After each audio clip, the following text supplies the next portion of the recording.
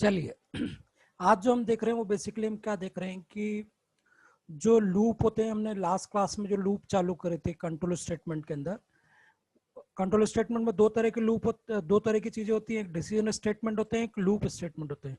तो ये जो लूप स्टेटमेंट होते हैं, इस लूप स्टेटमेंट में तीन तरह के कीवर्ड हम यूज करते हैं, while loop, do while loop और तीसरा होता है फोर। तो वाइल और डू वाइल से ज्यादा इजीएस्ट तरीका कौन सा है? फोर। तो आज हम फोर को सीखेंगे। वाइल, डू वाइल, फोर, ये तीन तरह के लूप होते हैं। तीनों में फंडा एक ही है कि कहां से कहां तक इंक्रीमेंट डिक्रीमेंट।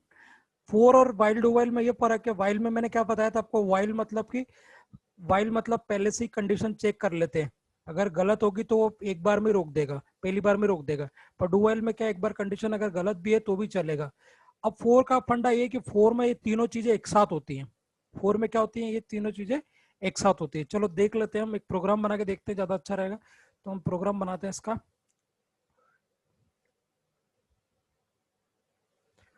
मैं स्क्रीन शेयर कर रहा हूँ, है ना?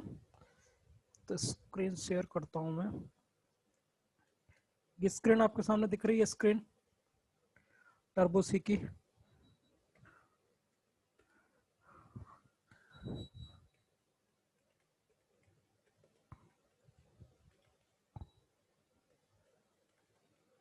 प्रोग्राम फोर लूप, फोर का मतलब भी यही होता है, ठीक है? फोर के लिए फोर लूप नहीं है बस उनमें। फोर लूप पढ़ रहे हैं तो फोर का हिंदी मीनिंग भी लिए ही होता है, ठीक है? चलो देखेंगे, अभी आपको नहीं समझ में आया तो आगे बढ़ के समझ में आएगा थोड़ी देर में। मैंने लिखा है पे इंक्लूड, क्या लिखा मैंने? इंक्लूड। और फिर मैंने लिख दिया stdio.h, क्या लिखा मैंने? stdio.h। और उसके बाद फिर से मैंने हैश लगाया और फिर मैंने क्या लिख दिया? इंक्लूड। और मैंने क्या इंक्लूड करा दिया? conio.h। ये दोनों हेडर फाइल है जो कि मैंने इंक्लूड कराई है। फिर मैंने लिखा void main, क्या लिखा? void main। अब मुझे कंसेप्ट पता है, ये तो फंक्शन है, ये तो सब चीजें हम पहले से देख चुके हैं, बार बार इसको डिस्क्राइब करने का कोई मतलब नहीं। लास्ट सेशन में भी हमने यही सब चीजें देखी थी। void एक कीवर्ड है, इसका मतलब ये प्रिंट करेगा, केवल कुछ रिटर्न नहीं करने वाला है। तो मैंने इस फंक्शन के अंदर मैं क्या कर रहा हूँ, what I suppose to do, मैं क्या कर रहा हूँ, एक बेसिकली सीएल और एससीआर और गेट सीएस तो लगा ही देता हूँ मैं, ठीक है? क्योंकि ये तो हमेशा जरूरत पड़ेगी। पुराने पुराने आउटपुट को क्या करना है, वैनिश करना है, मुझे रिमूव करना है। यहाँ पर मैं लगा रहा हूँ गेट सी एच, क्या लगा रहा हूँ मैं? Get C H. इससे क्या हो जाएगा? स्क्रीन रुक जाएगा। अब मैं एक वेरिएबल क्रिएट कर रहा हूँ, वो काय के लिए क्रिएट कर रहा हूँ? क्योंकि मुझे लूप चलाना है। तो चलो देखते हैं अपन। अगर सी प्लस प्लस की बात होगी तो थोड़ा डिक्लेरेशन का तरीका अलग हो जाएगा, पर मैं वो तरीके पे जाऊंगा ही नहीं, आपको कंफ्यूज करूंगा ही नहीं। मैं बहुत सिंपल तरीके से आपको बता रहा हूँ सब चीजें।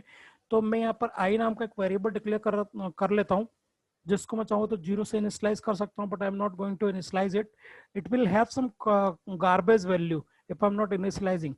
तो यहाँ पर गार्बेज वैल्यू का कंसेप्ट है, अगर मैं कोई वेरिएबल अगर डिक्लेयर करता हूँ तो उसकी जगह उसके मेमोरी में खाली, जैसे अपना खाली प्लॉट नहीं होता तो वहाँ पे क्या हो जाता है? कूड़ा करकट इकट्ठा हो जाता है। इसी तरीके से जो वेरिएबल है, मेमोरी एरिया है, यहाँ पर अगर कुछ वैल्यू स्टोर नहीं करोगे तो बाय डिफॉल्ट वहाँ पे क्या आ जाएगा? गार्बेज। गार्बेज मतलब कचरा, मतलब कुछ तो भी रैंडम वैल्यू आ जाएगी, राइट? कुछ तो भी, मतलब उसके लिए theoretically रैंडम वैल्यू नहीं होती एक्चुअल में, वो कुछ वैल्यू होती है। We will discuss in theoretical session because we have to go through with the depth knowledge of that particular thing. तो we are not discussing about that right now, we are just focusing on the you know concept of for today. So let's see, मैंने क्या करा, मैंने, मुझे 5 तक के number print कराने, तो मैंने कीवर्ड यूज करा फोर। जैसे मैं लिख रहा हूँ तो देखो यहाँ पे क्या हो गया, व्हाइट में आ गया ये, मतलब कीवर्ड है, मतलब पहले से इसका रिजर्व्ड है एक मीनिंग। तो फोर क्या है? फोर एक कीवर्ड है, उसके अंदर मैं लिखता हूँ आई, क्योंकि I have already declared variable I, ठीक है? सी क्या है? Top top to bottom approach है, मतलब जो वेरिएबल आप यूज करने वाले हो उसको ऊपर डिक्लेरेशन जरूरी है। तो आई लिखा मैंने और मैंने एक से इनिशियलाइज करा, मतलब कहाँ से? ये तीनों कंडीशन में एक साथ दे दूंगा, इसी को बोलते हैं फॉर लूप। मैंने लिखा लेस देन इक्वल टू 5, मतलब जब तक कि ये 5 नहीं हो जाता है, 5 के बराबर या 5 से छोटा रहता है, तब तक ये लूप चलता रहेगा। मैंने लिखा आई प्लस प्लस और मैंने ब्रैकेट लगा दिया। फिर मैंने करली ब्रैकेट लगाया, मतलब फोर के अंदर की डेफिनेशन, फोर के अंदर क्या लिखने वाला हूँ करली ब्रैकेट के अंदर लिखूंगा। करली ब्रैकेट का मतलब यही होता है हमेशा कि इसके अंदर का स्कोप है, ये लोकल स्कोप है, राइट? अब मैं इसके अंदर क्या करने वाला हूँ, मैंने प्रिंट एफ लिखा, क्या लिखा? Print F. और उसके बाद मैंने लिखा क्या? Percent D. परसेंट डी क्यों लिखा? क्योंकि जो वैल्यू मैं डिस्प्ले करने वाला हूँ उसमें डिजिट टाइप की वैल्यू होगी।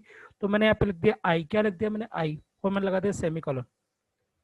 मैं चाहूँ तो यहाँ पे डेकोरेशन के लिए स्लेशन लगा सकता हूँ, ताकि मैं एक के बाद नीचे, फिर दो के बाद नीचे, फिर तीन के बाद नीचे, ऐसे वो बार बार क्या होगा, एक दो तीन चार पांच तक नंबर प्रिंट होंगे, वो क्या क्या होंगे, एक के बाद एक प्रिंट होंगे।